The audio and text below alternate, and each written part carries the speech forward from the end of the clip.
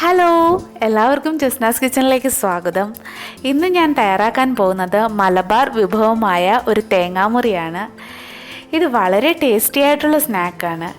അപ്പോൾ ജസ്നാസ് കിച്ചൺ ഇതുവരെയും സബ്സ്ക്രൈബ് ചെയ്യാത്തവരുണ്ടെങ്കിൽ ഒന്ന് സബ്സ്ക്രൈബ് ചെയ്തേക്കണേ. അപ്പോൾ നമ്മുടെ മലബാർ സ്റ്റൈലിലുള്ള തേങ്ങാമുറി എങ്ങനെയാണ് ഉണ്ടാക്കുന്നതെന്ന് നമുക്ക് നോക്കാം. ഇവയൊക്കെയാണ് തേങ്ങാമുറിക്ക് ആവശ്യമായ സാധനങ്ങൾ. ഇവിടെ ഞാൻ എടുത്തിരിക്കുന്നത് ഒരു 3 കോഴിമുട്ട പുഴുങ്ങി തൊണ്ടുകളഞ്ഞെടുത്തതാണ്.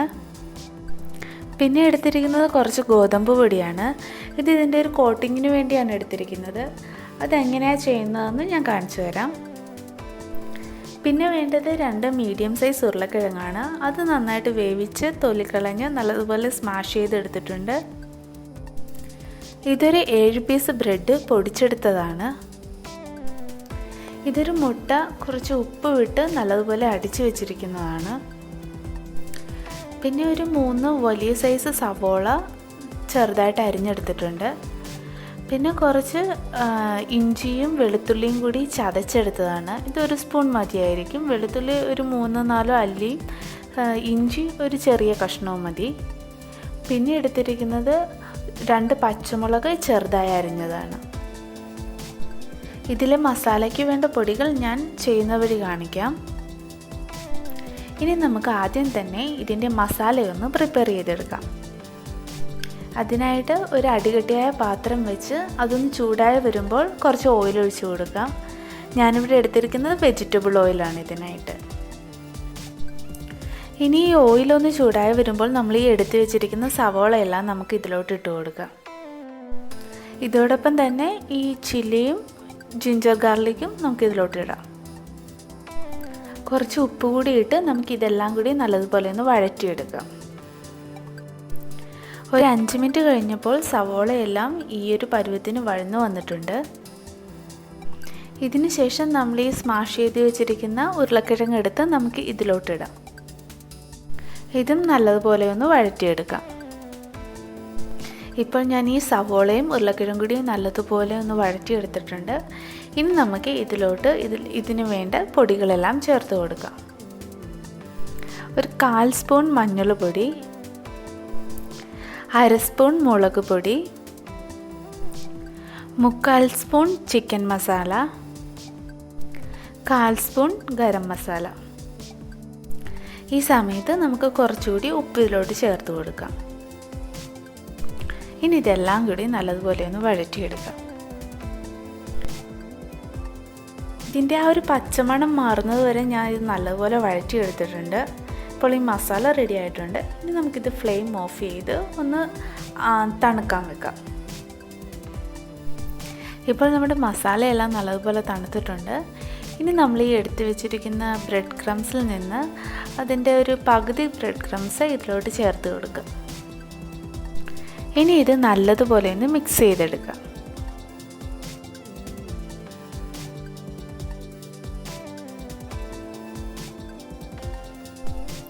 ഇനി നമ്മൾ ഈ എടുത്തു വെച്ചിരിക്കുന്ന മുട്ട ഓരോന്നോരോന്നായി ഗോതമ്പ് പൊടിയിലൊന്ന് മുക്കിയെടുക്കാം.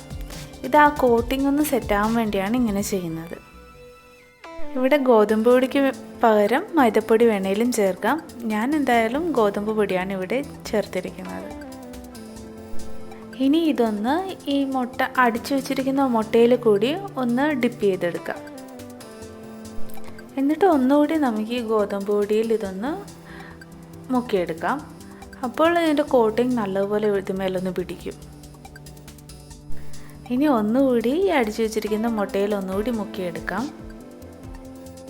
ഇനി നമ്മുടെ ഈ മസാല വെച്ച് ഇതൊന്ന് കവർ ചെയ്തെടുക്കാം.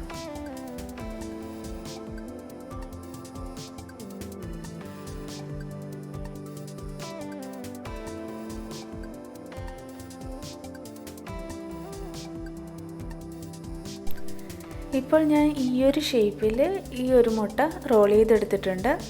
ഒരു തേങ്ങയുടെ ഷേപ്പ്. ഇനി ഒരു തവണ കൂടി നമ്മൾ ഈ അടിച്ചു വെച്ചിരിക്കുന്ന മുട്ടയിൽ ഒന്നുകൂടി ഡിപ്പ് ചെയ്തെടുക്കണം. അതിനുശേഷം നമ്മളുടെ ഈ ബ്രെഡ് ക്രംസിലിട്ട് ഒന്നുകൂടി നല്ലതുപോലെ മുക്കി എടുക്കുക. ഇപ്പോൾ ഞാൻ ഈ 3 മുട്ടയും ഇതുപോലെ നല്ലപോലെ ഈ കോട്ടിങ് അനുസരിച്ച് ചെയ്തിട്ടുണ്ട്. ഇനി നമുക്കിതൊക്കെ ഒന്ന് ഫ്രൈ ചെയ്തെടുക്കാം. ഇതിനായിട്ട് ഞാനൊരു കടായി ചൂടായി കഴിഞ്ഞപ്പോൾ കുറച്ച് വെജിറ്റബിൾ ഓയിൽ ഒഴിച്ച് കൊടുത്തിട്ടുണ്ട്. ഇത് നന്നായിട്ട് ചൂടായി വരുമ്പോൾ നമ്മൾക്ക് ഈ എടുത്ത് വെച്ചിരിക്കുന്ന മുട്ട ഓരോന്നോരോന്നായി അതിലോട്ട് ഇട്ട് കൊടുക്കാം. ആ സമയത്ത് ശ്രദ്ധിക്കുക, മീഡിയം ഫ്ലെയിം ആക്കണം.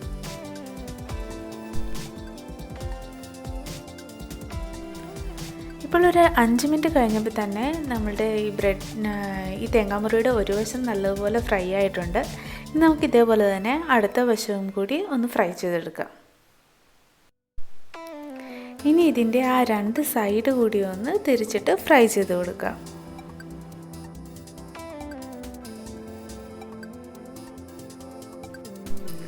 ഇപ്പോൾ നമ്മുടെ തേങ്ങാമുറി ഇവിടെ റെഡി ആയിട്ടുണ്ട്. ഇനി നമുക്ക് ഫ്ലെയിം ഓഫ് ചെയ്ത് ഇത് പ്ലേറ്റിലോട്ട് സെർവ് ചെയ്യാം.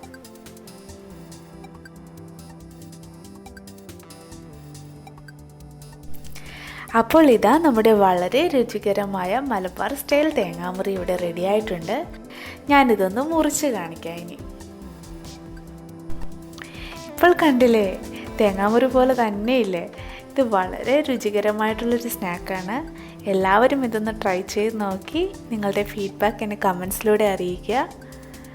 ഇനിയും പുതിയ പുതിയ വിഭവമായി ഞാൻ നിങ്ങളുടെ മുൻപിൽ വരുന്നതായിരിക്കും. അതൊക്കെ മുൻപായിട്ട് നമ്മുടെ ജസ്നാസ് കിച്ചൺ ഇതുവരെയും ആരെങ്കിലും സബ്സ്ക്രൈബ് ചെയ്യാനുണ്ടെങ്കിൽ ഒന്ന് സബ്സ്ക്രൈബ് ചെയ്തിരിക്കണേ. നിങ്ങൾക്ക് എൻ്റെ വീഡിയോസ് എല്ലാം ഇഷ്ടമാവുന്നുണ്ടെങ്കിൽ നിങ്ങളുടെ ഫ്രണ്ട്സിനും ഫാമിലിക്കും ഇതൊന്ന് ഷെയർ ചെയ്ത് കൂടി കൊടുക്കുക. അപ്പോൾ വീണ്ടും ഞാൻ വരുന്നതായിരിക്കും.